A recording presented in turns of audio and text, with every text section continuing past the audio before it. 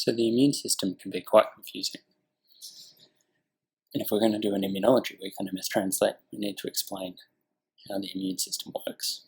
So this is Immunology 101 by MS Translate. Hopefully by the end of this it will be a little less confusing. So the first thing we're going to do is imagine your body as a building. Inside that building you have lots of rooms. Each of those rooms is equivalent to one of the cells in your body. Inside each of those rooms, let's say that there's a whole heap of expensive computer equipment. In your body, this is all of the cellular machinery. Obviously, because of all this expensive equipment that's inside these cells, things are going to want to come in and take it. You're going to have people who are going to want to intrude. So how do we stop them from getting in? Well, firstly, in the building we have walls and doors with locks and windows that are designed to keep people out. And this is the same as the first arm of the immune system in the body. The innate immune system, which has physical barriers such as the skin that are designed to stop things even from getting in. But what happens when an intruder manages to break through these barriers and actually get inside the body? How do we deal with them then?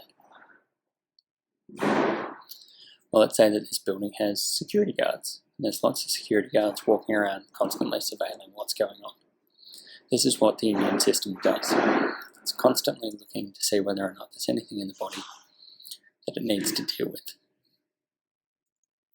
But what happens if even the intruder gets past that point and manages to get inside one of those rooms?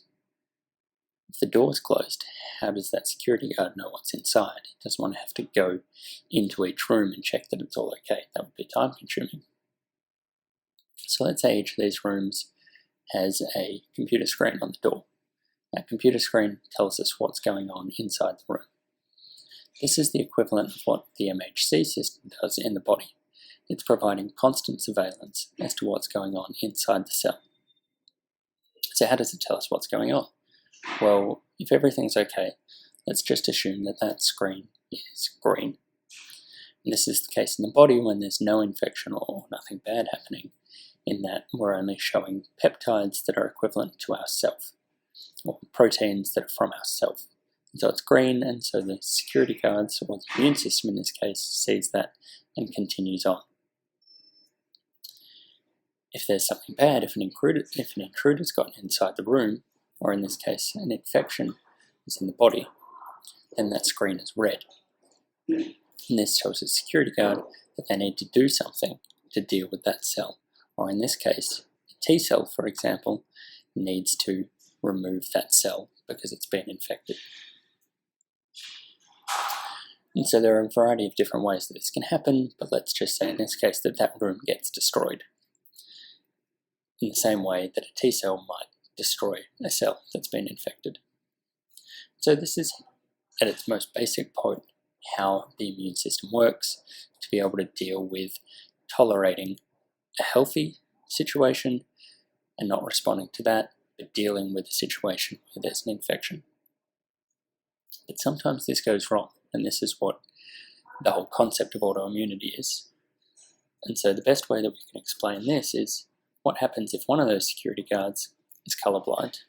And so even though the screen is green on that room, he sees it as red.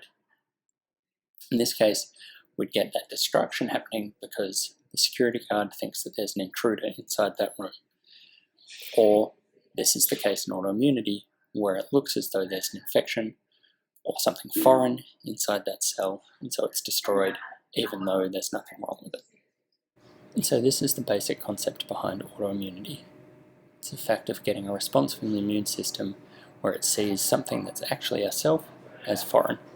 Now there are a variety of theories as to why this may happen in MS, and these are going to be the things that we're going to be looking at, as well as different studies that have been undertaken over the coming week.